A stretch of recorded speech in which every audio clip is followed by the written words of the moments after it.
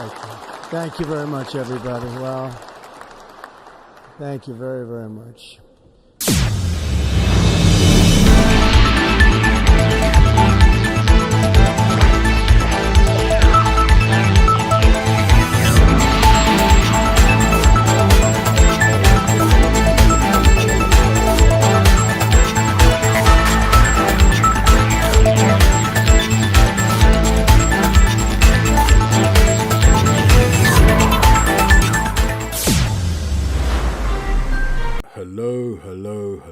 Hello. It's your man again, Diego. Ife, good afternoon, good evening, good morning to you from wherever you are listening from. Very excited about this particular upload today. It is the first upload of 2025 for the Africa Bulletin series. Now, as many of you know, I cover largely topical African content, right?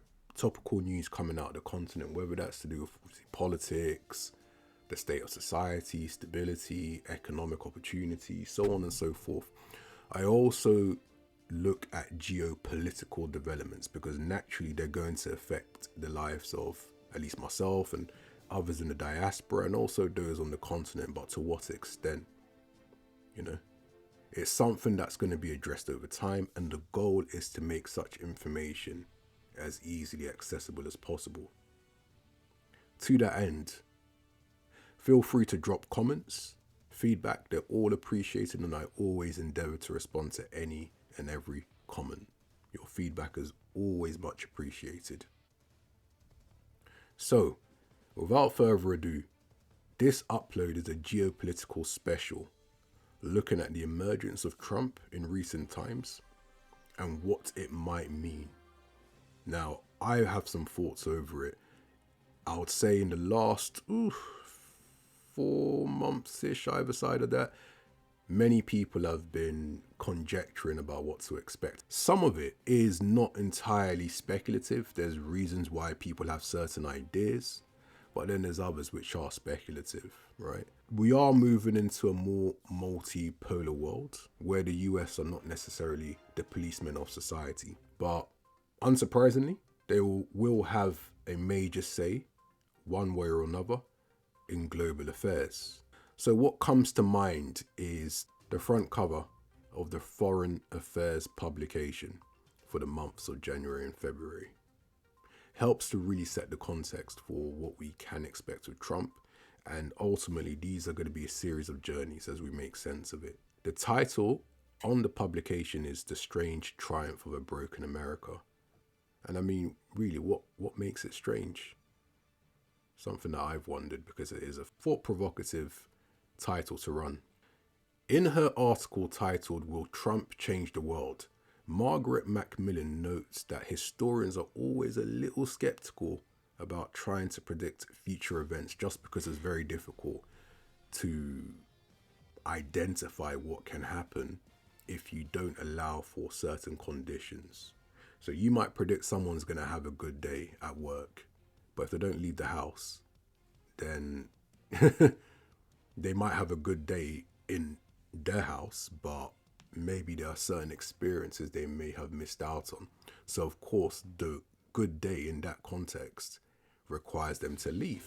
And that can be applied to making sense of the emergence of Trump and its wider significance. Now, when it comes down to trying to predict future events and really flesh out context, one example comes to mind. It's the Berlin Wall, the fall of the Berlin Wall in 1989, right? At the time, few people could have preempted its collapse, but many could sense that there was a new era that was dawning upon them. Now, on the contrary, few Europeans would have predicted the assassination of Austrian Archduke Franz Ferdinand in Sarajevo in June 1914, which would catalyze a catastrophic war which claimed 16 million fatalities. Moreover, even tech experts did not understand the significance of the iPhone when Apple's then CEO Steve Jobs unveiled it in 2007. Now, according to Macmillan, since Trump's presidential victory last year, it has been hard for her to not think of Isaac Asimov's fiction trilogy, The Foundation. which was published at the end of World War II. Now, in the book, humanity's future has been largely tamed by a brilliant mathematician who uses statistical laws to control human behavior and protect against catastrophic events, ensuring thereby what is supposed to be benevolent and stable will rule for centuries. However, these assumptions are shattered by the appearance of the Mule, a mutant with extraordinary powers of millions of devoted followers, who threatens to overturn the order and bring back unpredictability. To be honest, on that note, I can't help but thinking about the first law of human nature in Robert Greene's book, The Laws of Human Nature, which I actually have in front of me, right? And the first law that is documented is mastering the emotional self. And just so far as I went through the notes, I couldn't help but think of the Athenians in ancient Greece and, shall I say, the stability that was provided by Pericles and his way of governing. Whereas others preferred to be more autocratic, he preferred more of the democratic side of it. See, many Athenians believed that it was too tame, but of course they later found out when Athens fell, to summarize. So yeah, that comes to mind. But in any case, let's go back to Macmillan. So Macmillan poses the question, is Trump the mule of our times? Now she goes on to say rather interestingly that Trump likes to see himself as the destroyer of conventions and rules and a breaker of institutions. And he too rose to power on the back of a personal mass following, raising the question of whether he has the potential to change the course of events and create a different United States in a different world. Is that a possibility? All right. So, she raises that as a question. I mean, the presidential contest went off calmly, and that would have been much to the relief of many. But when it comes to Trump supporters, if they genuinely mean what they say, Republican control of the presidency and Congress, along with a pliant Supreme Court, will bring major changes to the way the United States is governed, including, of course, the rule of law. The president has threatened to do away with independent government agencies he doesn't like and turn others into his own fiefdoms, politicizing the military and bypassing Congress with term appointments if it refuses to approve his nominations. He has criticized American allies publicly and worse to the adversaries, and he sees no value or benefit to the United States and international law, rules, or institutions such as the United Nations, the World Trade Organization, or the World Health Organization. And he denigrates even bedrock US alliances such as NATO. Asimov was a scientist, but he was dealing with one of the central questions about individuals' capacity to change the course of history, specifically those who have the power to shatter an existing order. And he also raised a related question. Was the old order doomed anyway? And if so, are such individuals merely agents of the external forces that shaped them? Now, I just want you to ruminate on that.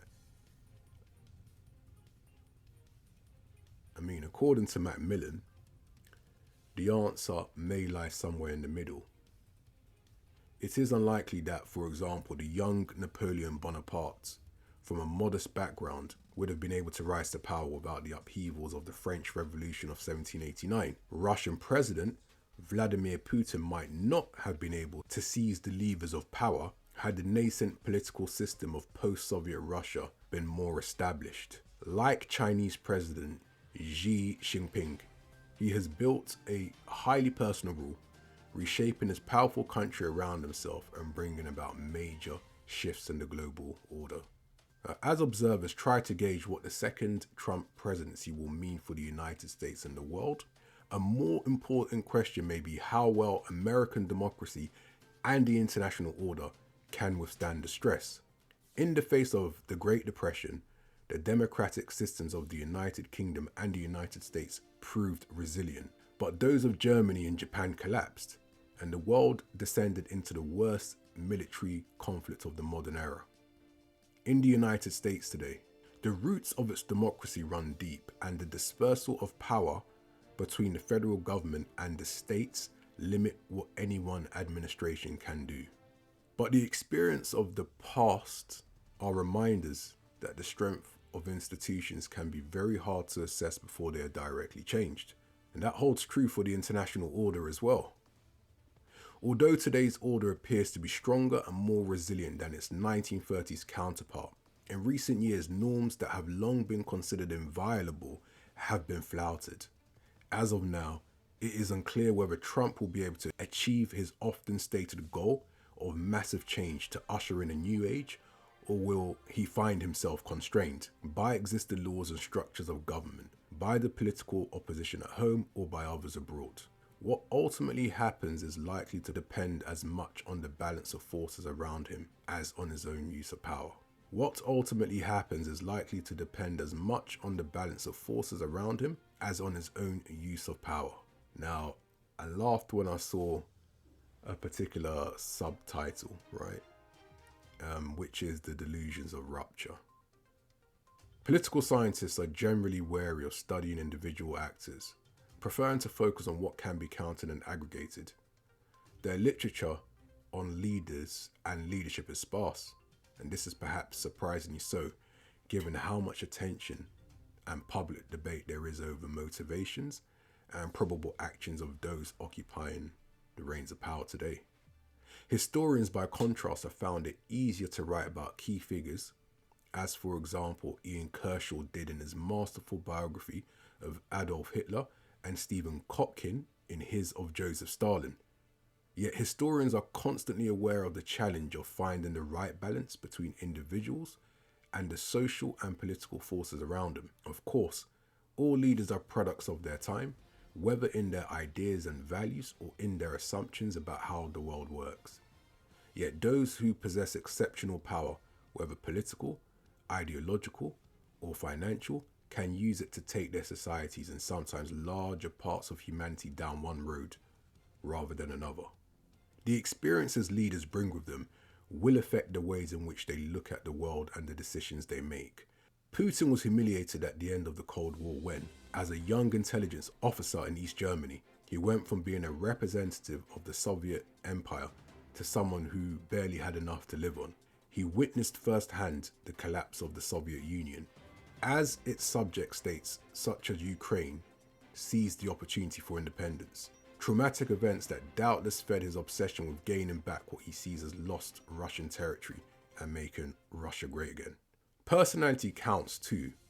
With Putin, one cannot ignore his determination and ruthlessness, and his belief that he is a direct heir to past Russian and Soviet leaders, such as Peter the Great and Stalin, who built and maintained a huge empire and made Russia respected and feared by its neighbours. That conviction that they have been chosen, whether by destiny, fate, or the gods, has motivated and sustained political leaders, great thinkers, generals, and revolutionaries, but it has often made them unwilling or unable to take advice or admit that they're wrong, and this has sometimes led to mad policies that have resulted in disaster for their peoples. Hitler destroyed Germany in his quest for Aryan dominance, and Mao Zedong killed tens of millions of his own people in pursuit of his utopian fantasies. Subtract certain people from the violent history of the 20th century and it is not possible to fully explain what happens. If Hitler had been killed in the trenches in World War I, it is unlikely that another German nationalist, with the same combination of ideology and the conviction that he was right, would have had a similar impact. If Winston Churchill had been killed when a car knocked him down in New York City in 1931, it is doubtful that anyone else who might have been in power in London in 1940 would have had the determination to fight on after the fall of France. Certainly, it is hard to imagine Neville Chamberlain, who was succeeded by Churchill as Prime Minister in May of that year, or Chamberlain's otherwise likely successor, Lord Halifax, doing so. Where Stalin and Mao may be indifferent to the hideous losses they inflicted on their peoples, In their attempts to change the very nature of their societies, their colleagues who were also ideologues nevertheless had qualms about the costs. As Kotkin observed of the collectivization of farms in the Soviet Union, if Stalin had died, the likelihood of forced wholesale collectivization would have been near zero. Now, in the case of Trump, he has announced plans to deport 11 million unauthorized immigrants, emasculate the civil service, and impose sky-high tariffs while alienating or abandoning American allies. But it is unclear how much of what he has promised he will actually carry out. His threats are more provocations and taunts to his enemies than parts of a coherent vision to create a transformed United States in a world divided into transactional power blocks. If many of those close to him have their way, it will be the latter. What is clear is that his attack on the status quo resonates with a large number of Americans and his many supporters elsewhere. Whether or not Trump intends it, his legacy may well be a lasting change in the way the world works.